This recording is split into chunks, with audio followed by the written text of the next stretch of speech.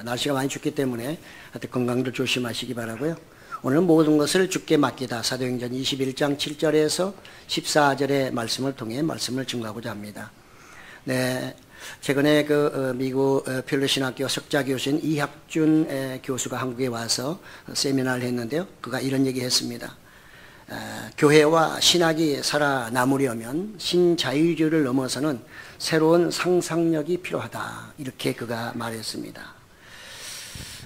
그런 이번에 이제 그 장신대 한경직 기념관에서 한국 기독교 신학의 그 학술대회 주제에서 나왔는데요. 그는 이렇게 말합니다. 미국의 신학교들은 학생 유치를 위해 온라인과 대면 수면을 동시에 제공하는가 하면 학생들의 학비와 수업 일수, 이수 학점을 최대한 줄이고 있다. 한마디로 학생들에게 더 많은 서비스를 제공하지 않으면 안 된다는 의식이 커지고 있다. 이렇게 말하고 있습니다. 우리 한국은 어떤가? 한국교회도 마찬가지로 이제 똑같기 때문에 이제 우리는 신자유주의가 가져온 해체성과 변화, 생태계와 인간 위기의 시대에 기독교는 무엇인가? 교회는 무엇인가? 신학계와 신학교육이 왜 필요한가? 하는 이런 근본적인 질문을 다시 한번 던져봐야 된다. 이렇게 말하고 있습니다. 현재 인류에게 필요한 새로운 영적, 도덕적 상상력을 키우는 것이 신학자들에게 주어진 사명이기도 하다. 그는 그렇게 말을 했고요. 그가 하나 제안한다면 옛날에 정말 그 독일의 스탈린 아주 그 압제 속에서 보네퍼 목사는 정말 그가 신학교를 지하에서 어쩔 수가 없으니까 지하에서 학생들과 함께 정말 공부하고 명상하고 토론하고 음악을 또 즐기면서 내가 운동도 함께 했던 그런 정말 적이 있었다. 그래서 그 안에서 깊은 신학적 탐구와 또 삶의 나눔에 대한 그런 깊이가 있었으므로 앞으로 한국교회도 이렇게 해야만 교회가 살고 신학이 살 수 있다. 이렇게 그가 말을 했습니다. 어찌 보면 양질의 신학도가 필요하다. 진정한 교회가 필요하다. 진정한 신앙이 필요하다. 진정한 영적인 어떤 그런 정말 어떤 신앙을 갖는 것이 필요하다는 그런 어떤 강조라고 볼 수가 있습니다. 오늘 말씀을 잘 들으시면서요.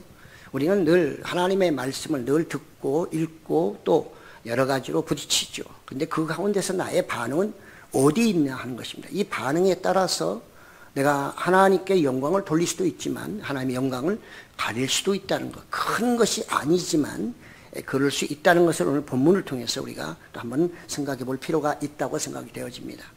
오늘 본문은 뭐 너무 잘 아시죠. 성경을 좀 아시는 분들은 본문의 내용을 너무 잘 알고 계실 것입니다. 오늘 본문은 한마디로 말하면 하나님의 일꾼이 이 시대에 가져야 할 신앙관. 우리의 신앙관은 어떻게 해야 되나? 어떠해야 되는가? 나의 신앙관은 어떠해야 되는가 하는 것을 이 바울, 이 사건을 통해서 우리에게 보여주고 있고 우리에게 모델 삼으라고 지금 던져주고 있다고 볼 수가 있습니다. 뭐 듣는 분에 따라서는 모델을 삼을 분도 계시고 아이고 나는 그 길이 너무 어려워서 뭐 모델은커녕 아예 그냥 잊어버리겠다는 분도 계실 것입니다. 그것은 여러분의 자유이긴 하나 그러나 하나님 앞에 가서는 그것은 반드시 평가를 받는다는 것도 우리는 기억을 해야 할 것입니다. 네, 바울은 2차가 아니라 3차 선교 여행을 마무리하고 이제 두로에 도착을 하게 되죠. 이 두로는 스데반이 순교를 당한 이후에 많은 사람들이 디아스포라로서 퍼져나가면서 이곳에 또 성도들이 정착을 했을 것이고요. 또 바울과 바나바도 전에 이곳에 가서 복음을 전하기도 했습니다. 그래서 그는 거기서 또 떠나서 이제 두로에서 돌레마이로 또 옮깁니다. 이동하여 거기서 또 하루 정도 형제들과 함께 친교를 나누죠. 늘 여러분 기억하실 것은 이 바울은 늘 바울을 죽이려고 하는 유대의 그 암살단이 쫓아다니는 것을 꼭 기억하셔야 됩니다. 바울은 어디 가도 안전한 곳이 없어요. 언제 죽을 줄 모릅니다. 바울은 사실은 자기 목숨 내놓고 다니는 겁니다. 그래서 암암리에 다녀야 되고 그들의 어떤 그런 이동로를 사전에 알려주면 안 되는 거죠. 그렇기 때문에 그는 어찌 보면 굉장히 급하게 이렇게 계속 옮겨 다니고 있다고 볼 수가 있고요. 그러니까 그런 굉장히 그런 위기 속에서 복음을 전하기 때문에 성령의 강력한 역사와 또 내가 하나님께서 그를 붙잡으시지 아니하시면 또 인도하지 아니하시면 그의 사역은 한 발도 앞으로 나갈 수가 없는 것입니다. 오늘날 우리처럼 자유롭게 가서 복음도 전하고 가서 얘기도 하고 이런 상황이 아닙니다. 조금만 그가 방심하면 언제 그 유대인들이 정말 바울을 아주 미워하는 그 유대인들이 그를 죽일 줄 모르기 때문에 늘 그런 위기 속에서 복음을 전하는 이 바울을 늘 기억해야 하는 것이죠. 그러면서 돌레마이로 또 이동해서 거기서 친교를 나눈 다음에 이제 남쪽 거기서부터 한 50에서 60km 떨어진 이 가이사라로 옮기게 됩니다. 여기까지 가려면 50에서 60km니까 한 2, 3일 걸리는 그런 거리라고 볼 수가 있는 거죠. 그래서 정말 바울은 그곳에 갈 때도 상당한 아마 위기감을 느끼고 갔으리라 생각합니다. 뭐 가이사라는 잘 아시는 대로 제가 성지순례 갔더니 뭐 조그만 항구입니다. 그렇지만 아주 물이 굉장히 맑고요. 지금은 많은 그 유적들이 없지만 그 당시에 거기가 바로 행정관, 총독이 머무르는 곳이기도 했고요. 정치적 수도도 되었고 또 항상 어떤 전쟁이 일어나면 배 타고 도망갈 수 있는 가장 좋은 장소입니다. 그때 총독이 거기에 있는 것이죠. 그래서 이거는 그 헤롯이 도시를 건설하면서 아우구스투스 그를 위해서 가이사라 이름을 지었다. 그래서 가이사라 빌립보가 있고 가이사라 두 군데가 있습니다. 여기는 이제 가이사라고요. 이 가이사라에 바로 초대교회에서 아주 정말 7 집사를 뽑게 되잖아요. 오늘날 말하면 안수 집사에 해당되는 거죠. 그래서 7 집사를 뽑을 때 믿음과 성령이 충만한 사람, 그 사람들 중에서 7 집사를 뽑을 때 그 중에 한 사람이 누구였냐면 빌립이라는 사람이었습니다. 이 가이사랴에 그 빌립이라는 사람이 살고 있어요. 그러니까 바울이 머물기에는 매우 좋은 곳이 어디냐? 그 빌립 집사의 집이었다는 것이죠. 다른 데 마음대로 다닐 수가 없으니까. 그리고 정말 이 빌립은 아시는 대로 에티오피아 그 4시가 왔다가 갈 때 그가 성경 읽다가 이해를 못하고 할 때 알려주기도 하고 성령이 그를 이끌어서 그로 하여금 세례를 베풀기도 했던 사람, 아주 귀하게 쓰임받는 빌립 집사였습니다.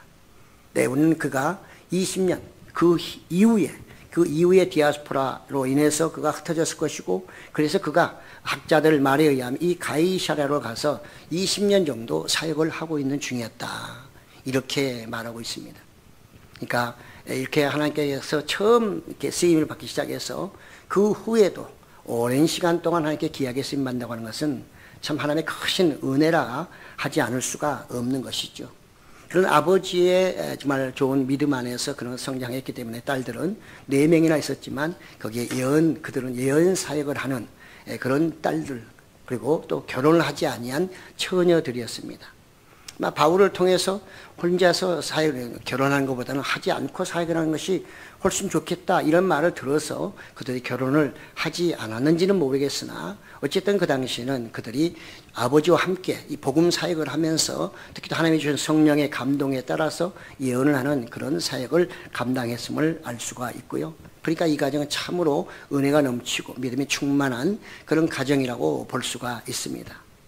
우리는 여기서 또 하나 짚고 넘어갈 것은 이 예언이라고 하는 것을 오늘날도 똑같이 이해하시면 안 됩니다. 이 당시에는 성경이 없습니다. 신약 성경도 없고요. 아직까지 성경이 펼쳐지지 않은 시대예요. 그렇기 때문에 이 당시에는 그런 예언도 필요할 수도 있고 성령의 감동으로 예언할 수도 있어요. 직통계시가 있을 수도 있어요. 바울도 그랬고요. 아나니아도 그랬고. 그러나 성경이 기록된 이후에 오늘날 정통교단, 합동교단 말할 것도 없거니와 성경 이외의 계시에 대해서는 더 이상 인정하지 않습니다. 직통계시를 인정하지 않는단 말입니다. 신사도 운동에 해당되는 사람들은 자기네가 사도의 뒤를 이어서 직통계시를 받아서 한다고 생각하는 사람들의 모임이 신사도 운동입니다. 이미 신사도는 그래서 몇 년 전에 유행했고 결국은 많은 사람들이 거기에 들어갔다가 결국은 나중에 교단에서 다시 확인한 후에 그런 이단으로 지금 지목이 되어 있는 것입니다. 거기에 가입하면 안 됩니다. 그런데 따라가도 안 됩니다. 자기가 아무리 그것에 대한 확신이 있다 할지라도 이미 교단 차원에서 이것은 이단으로 지목을 했습니다. 요즘에 신사도 운동한다는 얘기 들어보셨나요? 다 사라졌어요. 왜? 유행이에요, 유행. 영적 유행입니다. 지금 어디서? 주로 그런 역사들은 어디서 주로 하냐면 저쪽 남미지역. 그게 그런 걸 통치하지 않고 체제도 잡혀있지 않고 이런 데서는 하지만 우리나라 같은 데서는 어림도 없는 소리입니다. 미국도 신학이 잘 체제가 잡혀있지만 우리나라도 미국 못지않게 신학 쪽에서는 많이 발전했습니다. 성경 해석도 엄청나게 발전했고요. 어디 나라 내놔도 부족함이 없는 나라가 대한민국의 신학입니다. 단지 우리는 신학은 이때 우리의 행함이 많이 뒤떨어지기 때문에 미국이나 이런 신학자들이 오면 한국에 지적하는 게 뭐예요? 한국에는 신학이 없다는 말을 하는 거죠. 쉽게 말하면 그들이 볼 때는 죽은 신학이라는 것입니다. 우리가 신학적인 그런 면에서 깊이가 없다는 뜻이 아니라 그대로 살아가는 사람이 없다는 거예요. 말은 번지르한데 실제로 그렇게 살아가는 그런 영적인 사람을 보기는 어렵다는 것이죠. 그런 면에서 한국교회가 죽어가고 있다. 신학이 없다. 그런 얘기를 하는 것이죠. 우리나라 신학자들 유명한 사람 굉장히 많고 외국에서 공부해서 박사학위 받은 사람 아주 즐비합니다. 여러분 총신대학원 신대원 여러분 교수 박사학위 몇 개 받아도 못 들어가요. 그만큼 박사들이 많아요. 웬만해 가지고는 총신대원 교수 되는 건 힘듭니다. 이런 시대예요.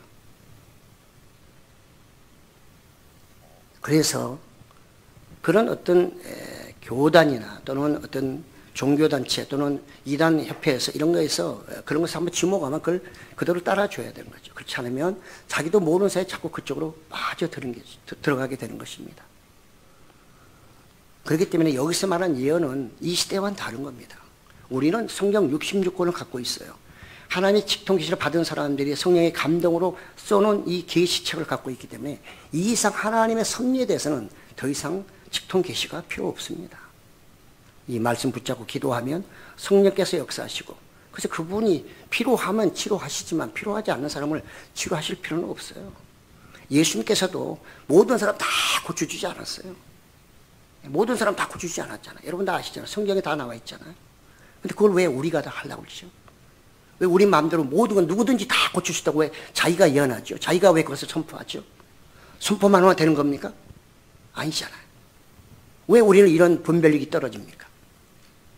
왜? 오늘 성경의 본문에 답이 다 있어요. 바울이 여기서 머무르고 있을 때 한 일주일 머무릅니다. 지금 예루살렘에 가려고 준비하고 있었어요. 그때 유대에서 아가보라고 하는 예언자가 또 옵니다. 여기 딸 4명도 예언자잖아요. 근데 또 예언자가 또 와요. 와가지고 그가 바울의 혁띠를 달라 해서 허리띠를 달라 해서 거기서 수족을 묶은 다음에 이 사람의 임자가 이 허리띠의 임자가 이렇게 수족이 묶여서 앞으로 이방인에게 넘겨질 것이라 이렇게 그가 예언을 하게 되는 거죠. 뭐 성령께서 그에게 특별히 말씀하셨으니까 그런 예언을 했을 것입니다. 이 아가보라고 하는 사람은 그래도 상당히 인정받는 예언자였어요. 그가 수리아에 있을 때도 정말 그가 앞으로 기근이 오겠다 할 때 실제로 정말 그 글라우디오 황제가 통치할 때 기근이 왔기 때문에 이 아가보를 아는 사람들은 그 예언은 대부분 맞는 예언이고 그 사람은 상당히 신실한 하나님의 일꾼이다 이렇게 인식을 하고 있던 그런 선지자였습니다. 그런 예언자였습니다. 그렇기 때문에 그가 말한 것은 거의 틀림없다고 사람들이 믿었고 그런데 갑자기 지금 이 바울이 앞으로 예루살렘에 올라가면 이방인에게 넘겨진다고 하는 이 예언을 들었을 때 반응이 2가지였다는 거죠. 바울과 그 나머지 사람들로 나눠졌습니다. 그래서 그 소리를 들은 이 바울을 사랑하는 사람, 바울을 아끼고 보호하고 어떻게든지 바울이 오래오래 살기를 원하고 바울의 메시지를 듣기를 원하는 그 사람들이 같이 왔던 사람들 또 거기에 있던 가이사랴 사람들이 울며 난리가 났어요. 무슨 얘기냐? 바울이 예루살렘에 가면 안 된다. 이대로 죽어버리면 어떻게 하냐? 지금 이 사람 예언 들어봐라. 이 사람 그대로 가면 죽는다는데 가면 안 됩니다 하면서 막 바울을 붙잡고 난리가 났습니다. 막 바지 붙잡고 손 붙잡고 난리가 났어요. 올라가면 안 된다고. 바울은 어떻게 했나요? 바울은 그가 오늘 본문에 뭐라고 합니까? 여러분이 어찌하여 울어 내 마음을 상하게 하느냐? 나는 주 예수의 이름을 위하여 결박당할 뿐 아니라 예루살렘에서 죽을 것도 각오하였노라.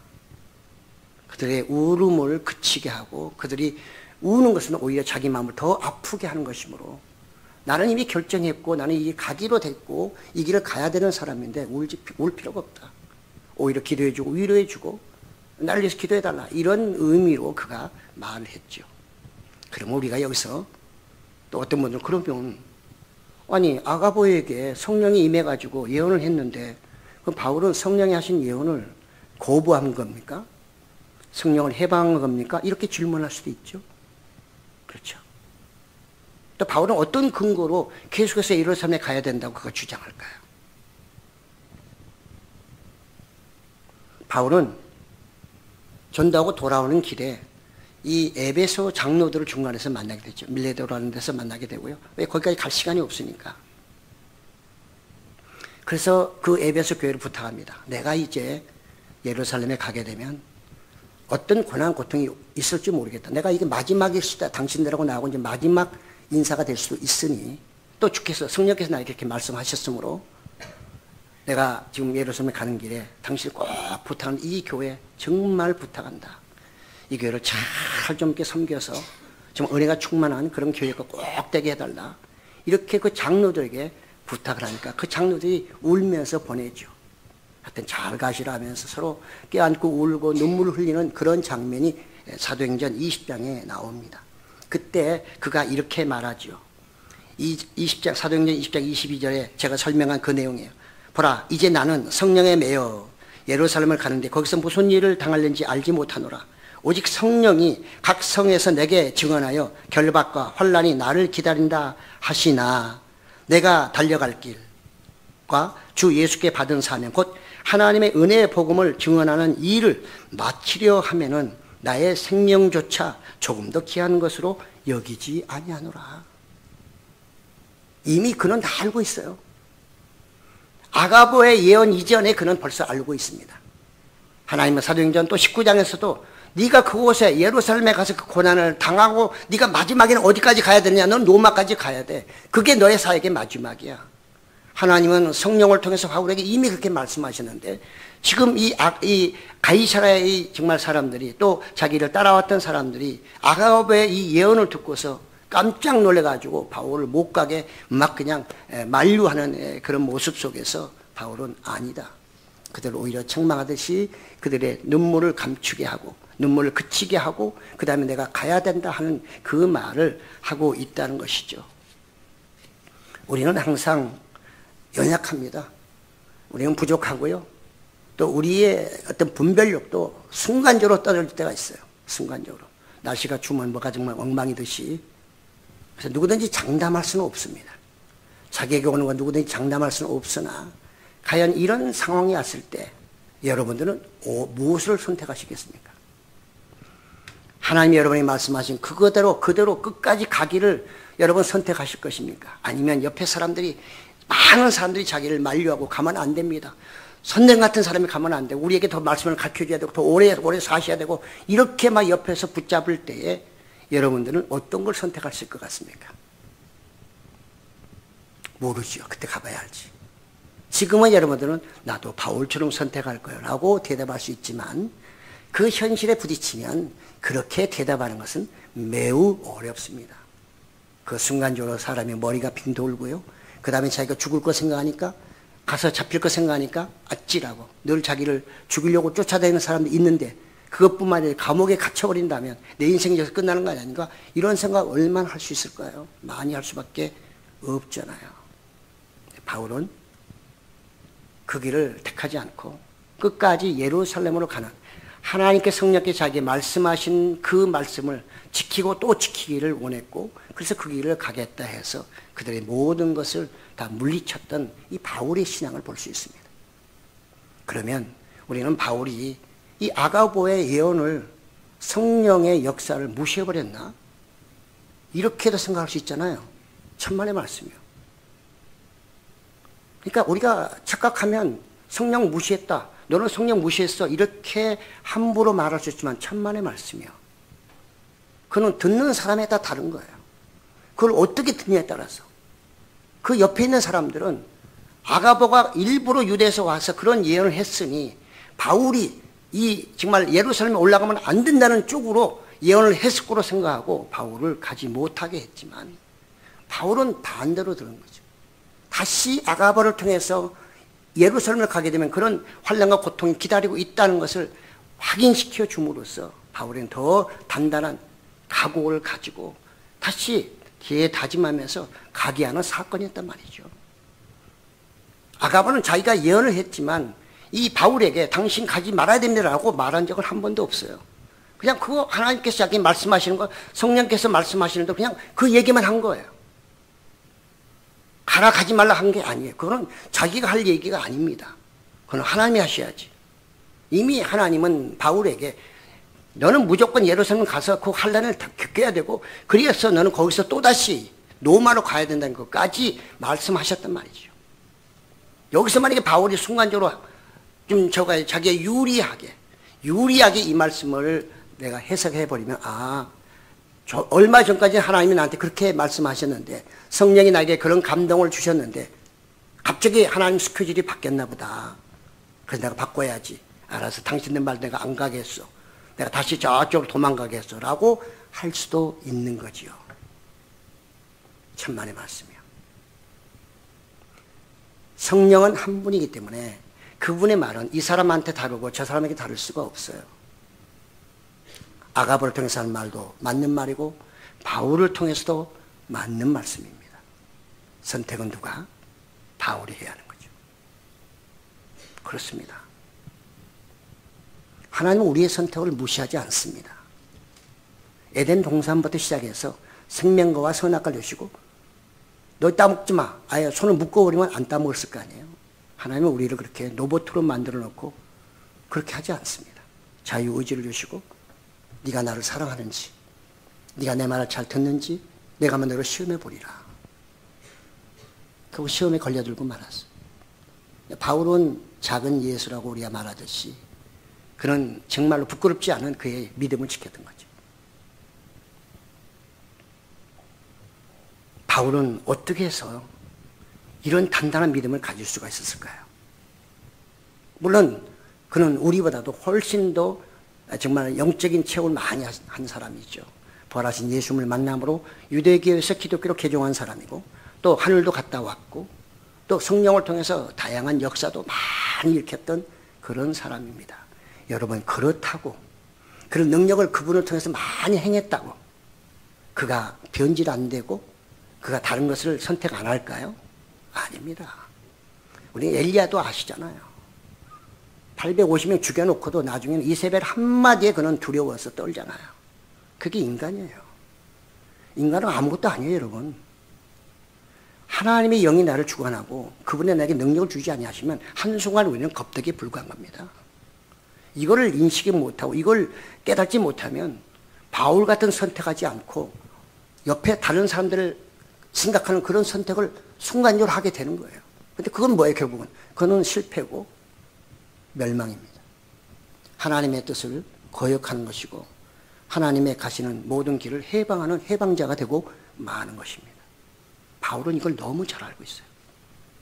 그 하나님이 이미 바울을 선택할 때 너는 그가 내 이름을 위하여 고난을 받으리라.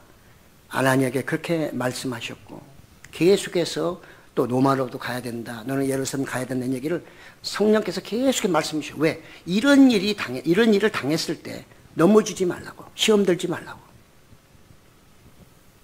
어찌 보면 바울은 마지막으로 또 시험을 당하고 있는지도 모르죠. 이 아가보의 예언을 통해서 또 옆에 있는 사람들을 통해서. 그런데 그는 그것을 이겨낼 수 있었어요. 그의 믿음이 그만큼 컸고 하나님이 그를 늘 붙잡고 계셨다. 우리는 이 바울이 어떤 사람인가요? 바울의 믿음의 근거는 빌립보서 3장 8절에 보면 나와 있습니다. 또한 모든 것을 해로 여김은 내 주 그리스도 예수를 아는 지식이 가장 고상하기 때문이라. 내가 그를 위하여 모든 것을 잃어버리고 배설물로 여김은 그리스도를 얻고 예수님이 자기의 모든 것이에요. 그동안에 바울이 가지고 있던 우리가 정말 70인 해라고 하잖아요. 그런가 하면 그런 아주 높은 자리에 있었습니다. 그런 그가 하루아침에 그걸 다 버리고 예수님을 따를 수 있다고 하는 것은 이거는 쉬운 게 아닙니다. 하나님의 크신 은혜죠. 그는 또한 그 은혜를 끝까지 누리는 그런 지혜로운 사람이었습니다. 믿음의 사람이었죠. 그렇기 때문에 그는 주님이 주신 그 사명을 끝까지 감당하기 위해서는 자기 생명을 이제는 아끼지 않는다. 내가 이미 주를 위해서 나를 버렸다.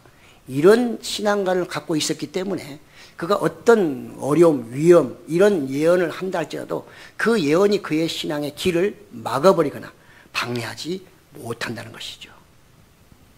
우리가 늘 이런 신앙관을 갖고 있어야 돼요. 조금 힘들면 안 가버리고 좀 괜찮으면 갔다가 힘들면 또 갈까 말까 망설이고 날마다 갈까 말까 망설이고 하게 되면 우리의 길이 어떻게 되겠어요? 제대로 뚫지 못하는 거죠. 뚫다가 또 중단하고 또 한참 있다 다시 뚫고 그러면 하세월이에요.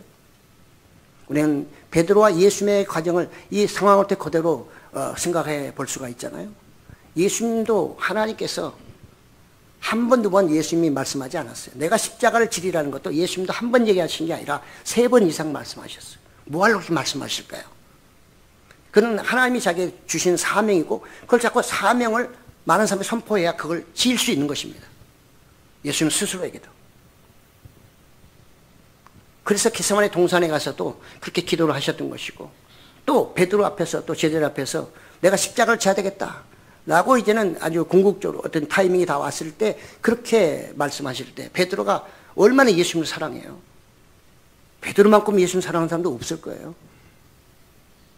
그러니까 주여 절대로 당신은 그런 길 가면 안 됩니다. 당신이 누군데 그 십자가 길 갔단 말이요 하면서 막 붙들고 난리를 치잖아요. 오히려 베드로가 따졌다고 말합니다. 그때 예수님이 뭐라고 그래요? 그 사랑하는 자기 제자예요. 예수님이 왜 베드로의 마음을 모르겠어요? 베드로가 예수님을 사랑하는 마음을 예수님이 진작 모르시겠어요? 너무 잘 아시죠. 그렇지만 예수님은 그 순간에 사람의 생각으로 돌아가지 않고 하나님의 관점에서 하나님이 주신 그 마음, 믿음을 가지고 뭐라고 합니까? 사단아 내 뒤로 물러가라. 너는 나를 넘어지게 하는 자로다. 너는 하나님의 길을 막는 자다 그 말이에요. 베드로는 하나님이 일을 하기 위해서 부름받았는데 하나님의 일을 막는다고 말하고 있습니다. 베드로가 그 당시에 이해가 됐겠습니까? 그렇습니다. 우리는 이 땅에 살아가면서 하나님 말씀을 들을 때마다 여러분은 선택하셔야 됩니다. 이학준 그 교수도 말하듯이 이제 이 시대에는 영적 그 다음에 신학적인 지식 이것이 충만해야만 이 시대를 이겨나갈 수 있고 이 시대는 그런 사람을 요구한다는 거죠. 그런 사람을 요구한다는 거죠. 말 잘하고 뭐해서 많은 사람을 모이게 하는 것이 그것이 하나님 나라가 아니라는 뜻입니다. 그것은 잘못하면 부패될 수 있다는 것을 말하고 있고 오늘 또 바울이 가는 길과 가지 않도록 하는 그 사람들의 수가 훨씬 많잖아요. 많다고 해서 반드시 그것은 올바른 길은 아닌 것이죠. 하나님의 뜻이냐 아니냐가 가장 중요한 것이란 말이죠. 바울은 늘 영적으로 정말 깨어있기 때문에 성령이 충만하기 때문에 자기의 가야 될 길을 분명하게 알고 있었고 하나님이 자기의 명령은 잊지 않고 어떤 일이 있더라도 자기는 끝까지 그 길을 가겠다고 그렇게 결단했고 그래서 이렇게 아가보가 와서 예언을 하고 많은 사람의 말림에도 불구하고 아니다 나는 예루살렘에 가야 되겠다라고 그가 말하게 됩니다. 그래서 이제는 그 옆에 있던 사람들이 아무리 말려도 안 되니까 결국 뭐예요? 주의 뜻대로 이루기를 원하나이다 하면서 그들이 기도해 주었다. 이렇게 보내주었다 그런 얘기잖아요. 갈라디아서 1장 10절에 바울은 이런 얘기합니다. 이제 내가 사람들에게 좋게 하랴 하나님께 좋게 하랴 사람들에게 기쁨을 구하랴 내가 지금까지 사람들의 기쁨을 구하였다면 그리스도의 종이 아니니라. 그게 신앙 고백입니다. 그렇습니다. 우리는 순간적으로 잘못하면 사람들 기분 좋게 하고 하나님의 뜻을 어겨가면서 하나님의 뜻을 잘 지켜가면서 사람을 기쁘게 하는 것은 좋은 일이지만 사람을 기쁘게 하기 위해서 하나님의 뜻을 어기는 것은 이것은 결코 좋은 일이 아닐 뿐만 아니라 하나님의 책망을 받을 수밖에 없는 것이고 그 길은 길이 아닌 것이죠. 그는 진리의 길도 아니고 생명의 길도 아니고 좁은 길도 아니고 십자가의 길도 아닌 것입니다. 우리 크리스찬은 예수님을 믿는 그 순간부터 이제 나는 주님을 위해 살고 하나님의 뜻대로 살겠다고 다 약속하신 여러분들이에요. 여러분 세례 받으실 때 뭐라고 했어요? 이제는 예수님의 뜻대로 살겠습니까? 네, 대답 다 하셨잖아요. 다 잊어버리셨죠. 그때는 세례만 받기 위해서 세례 받는 걸로 끝나는 게 아닙니다. 이제부터 시작이거든요. 그렇습니다. 우리는 늘 하나님의 뜻을 이루기 위해서 살아가야 되는 사람. 그래서 하나님 우리를 부르셨기 때문에 항상 우리는 우리의 삶 속에, 우리가 가는 길 속에 하나님의 뜻과 아닌 것이 늘 같이 동시에 나타나기 때문에 하나님의 뜻이 아니라면 그것을 정말로 다 물리치고 하나님의 뜻을 찾아 그 뜻을 따라가는 그런 지혜로운 하나님의 백성이 되어야 될 줄로 믿습니다. 우리는 상황에 따라서 나에게 유리한 대로 선택해서는 안 됩니다. 그는 멸망의 길입니다. 하나님은 때로는 우리에게 너 나를 위해서 다 바칠 수 있냐고 물어볼 때도 계십니다. 다 바친다는 얘기는 그분도 나를 위해서 내 모든 걸 다 책임지겠다는 말과 똑같은 것입니다. 왜 한 가지만 생각하세요? 나는 하나님께 다 바치고 하나님 나에게 아무것도 안 주신다고 생각하니까 못 바치는 거죠. 바울은 자기의 생명을 하나님께 바치면 하나님은 자기 생명보다 더 귀한 곳으로 앞으로 부활로 그것으로 하나님의 주실 거라는 것을 확신하고 있었기 때문에 그는 자기 생명을 복음을 전하는데 아끼지 않고 죽음에도 두려워하지 않고 예루살렘으로 올라가기로 결심을 했던 것입니다. 그렇습니다.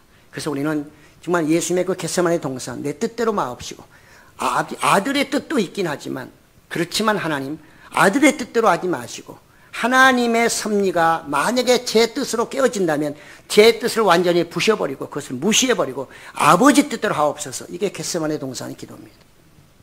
우리는 늘 신앙생활 하시면서 이런 것을 한 번 정도 생각하시면 여러분 10번 지을 죄도 5번으로 2번, 3번으로 줄일 수가 있는 것입니다.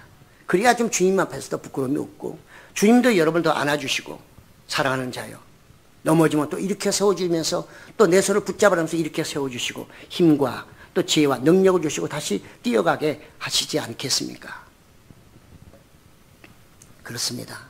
바울의 이와 같은 확고한 결정은 거기 있는 사람들에게 새로운 용기와 또 정말 어떤 담력을 주었을 것입니다. 아, 신앙은 이런 거구나.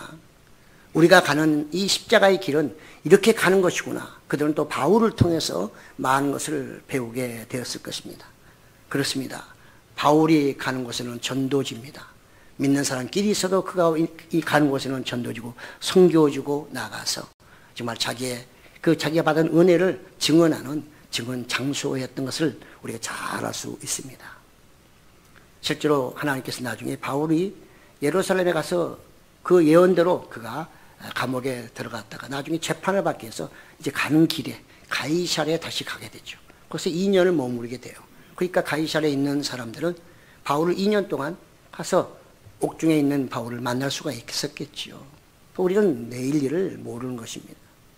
하나님의 뜻대로 가는 것이 가장 지혜로운 것이고 그 뜻대로 가야 보장되는 것입니다. 내 생명이 보장되고 내 영혼이 보장된다는 사실을 우리는 잊어서는 결코 안 될 것입니다. 우리는 오늘 말씀을 통해서 몇 가지로 정리합니다. 첫째, 우리는 하나님이 처음에 나한테 감동을 주신 말씀이 있어요. 응답도 될 수 있는 것이고요. 그게 정답입니다. 계속해서 그거 놓고 기도하고 또 기도하면 나중엔 답이 점점 달라집니다. 에베소 교회가 하나님의 은혜를 많이 받았고요. 제일 먼저 나오잖아요. 에베소 교회가 계시록에서. 에베소 교회는 거의 칭찬 일변도예요. 너는 참 이것도 잘하고 저것도 잘하고 다 잘했다는 거예요. 그런데 하나님께 성령께서 여기다 한마디 하시죠. 근데 너는 처음 사랑을 잊어버렸다. 처음 것을 잊어버렸다. 그러므로 네가 처음 사랑을 어디서 잃어버렸는지 빨리 확인해서 찾고 그것을 찾지 아니하면 내가 촛대를 옮겨버리겠다. 백날 다른 거 다 하면 뭐예요? 촛대 옮겨버리면 끝나는 거지. 촛대 옮긴다는 말은 예수님 없는 십자가, 예수님 없는 교회입니다. 그게 무슨 의미가 있겠어요? 에베소 교회에게 첫 것을 다시 찾으라. 우리는 처음 것을 내가 하나님이 처음 나에게 이런 감동을 주었으면 그거 그대로 지키셔야 돼요. 여러 가지 유혹이 와요. 다양한 유혹이 올 때 그거 이겨내야 돼요. 누구처럼? 바울처럼. 바울도 그래서 하나님이 성령이 한 번 하신 게 아니라 몇 번씩 이겨줍니다. 그래서 그 각인시키고 절대로 벗어나지 않도록, 시험 들지 않도록, 미혹, 유혹 받더라도 이겨낼 수 있도록 하시기 위해서 하나님이 그에게 몇 번씩 이렇게 알려주셨다고 생각이 되어집니다. 우리는 처음 것을 지키는 그런 지혜로운 자가 되어야 하는 것이죠. 두 번째로 하나님의 일꾼은 희로애락보다는 하나님의 뜻에 초점을 맞춰 살아야 됩니다. 그렇습니다. 우리는 예수를 믿으면 우선 편안하고 잘 살고 행복하고 잘 먹고 풍성하기를 원하잖아요. 이것도 주셔요. 하나님이 주시지만 그러나 사람에 따라 다 다릅니다. 믿음의 수준이 다 다르잖아요. 환경도 다르고. 어떤 사람은 다 거친 다음에 하나님이 그때부터 쏟아붓는 사람이 있고요. 어떤 사람은 처음부터 주시는 분도 계셔요. 다양하지요. 그러나 우리가 꼭 기억할 것은 그 모든 삶 속에서 이게 정말 하나님이 기뻐하시는 일인가, 하나님이 원하시는, 하나님이 정말로 하나님의 뜻대로 가는 길인가 하는 것은 자주 물어보셔야 돼요. 왜냐하면 우리는 신앙생활 속에서 잘못된 길로 갈 때가 많아요. 목회도 마찬가지예요. 목회 누가 하나님의 뜻대로 안 하려고 하는 사람 누가 있겠어요. 그렇지만 사람이 순간적으로 욕심이 들어오고 순간적으로 영적인 분별력이 떨어져 버리고 그 다음에 자기에게 유리하게 뭔가를 생각하게 되면 순간적으로 판단이 그르치고 그래서 주님의 뜻과는 관계없는 그런 결정할 때가 많아요.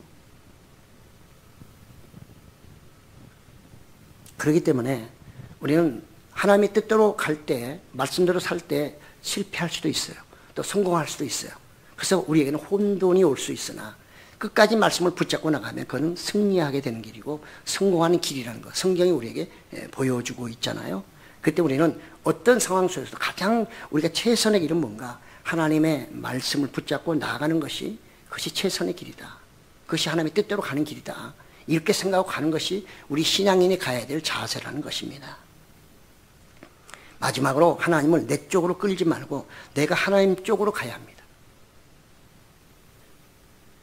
우리가 성령의 지시를 받으면 하나님의 쪽으로 갈 때가 많이 있죠. 그러나 성령의 충만함을 받아도 그때 내가 어떻게 선택하느냐에 따라서 다른 길로도 갈 수 있어요. 네. 성령 충만함이 항상 옳은 판단, 옳은 결정은 아니라는 사실입니다. 네. 그렇기 때문에 항상 성령 충만을 받았다 해도 조심해야 돼요. 더 겸손하고 더 기도하고 하나님 말씀에 자신을 비춰보면서 이게 성령이 역사하는데 하나님 말씀대로 가게 하는지 아니면 내 어떤 다른 것이 포함돼 가지고 미혹, 유혹으로 내가 다른 길로 끌려가고 있는지를 판단해야 돼요. 초대교회는 성령 충만 안에서 그런 일들이 벌어졌나요? 아나니아와 삽비라는 성령 충만 안에서 그런 일을 했나요? 아니잖아요. 자기 재산을 다 바친다고 했을 때는 성령이 함께한 사람 아니었겠어요? 근데 그 순간적으로 또 다른 마음이 들어오니까 아까운 거죠. 그러니까 거짓말을 했어요. 바울이 그를 정말 저주한 건 뭐예요? 성령을 속였다는 거예요. 너는 성령을 속였기 때문에 저주를 받아야 된다는 거죠. 그 죽고 말잖아요. 그렇습니다. 우리는 항상 성령의 감동이 오더라도 그 말씀에 비춰보면서 판단을 잘, 선택을 잘 하는 게 중요해요. 아가보도 성령 충만한 사람, 바울도 성령 충만한 사람이에요. 여기서 순간적으로 자기 판단을 잘못하면 엉뚱한 길로 갈 수가 있다는 거예요. 잘못 선택하면 시험에 빠지게 되고 결국은 고난이 연속이에요. 그 순간은 괜찮을지 몰라도 시간이 가면 갈수록 너무 힘들어져요. 그래서 결국 뭐예요? 예수는 포기하게 돼 있어요. 네. 늘 산에 매같이 마녀산에 올라갔던 그런 분이 계셔요. 하루도 빠지지 않고 지금은 안 다녀요. 요새 왜 기도 안 가? 뭐라고 대답했을까요?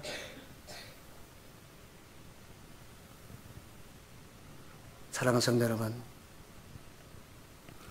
하나님의 말씀을 벗어나면 안 돼요. 기도를 아무리 많이 하셔도 하루 종일 해도요, 하나님의 뜻과 부합되지 않는 기도는 이건 안 하는 게 더 좋아요. 적을수록 좋아요. 그래야 내가 하나님을 내 편을 끌고 가지 않아요. 근데 기도를 많이 하게 되면 실수가 뭐냐? 하나님을 내 편을 막 끌고 다니는 거예요. 자기가 마음대로. 이거 해주세요. 저거 해주세요. 끌고 다니는 거예요. 그러다가 환청도 듣고 사단의 말도 듣고 성령이 역사하는 것이 아니라 악령이 역사하는 그 소리를 들으면서 하나님의 응답했다고 해가지고 이 일을 하고 보니 나중에는 엉망이에요. 그래서 결국은 기도하다가 다 포기한 겁니다. 그게 성공으로 이어져야 되는데 성공으로 이어지지 않으니까 지칠 수밖에 없잖아요. 기도하지 말라는 거 아니에요. 기도 많이 하세요. 우리 기독교는 기도 없이는 모든 걸 할 수 없어요. 기도는 열심히 하시되 반드시 말씀을 붙잡고 기도하고 하나님의 뜻인지 아닌지를 항상 물어보시되 하나님을 내 편을 끌지 마시고 내가 하나님 편으로 가는 바울처럼 그럼에도 불구하고 나는 예루살렘에 가서 모든 고난 고통을 다 받으리라. 왜? 이것이 하나님의 뜻이기 때문에. 그래서 오늘 제목이 모든 것을 주께 맡기다 합니다. 여러분의 삶 속에 이런 은혜가 충만하시기를 예수님의 이름으로 축복합니다.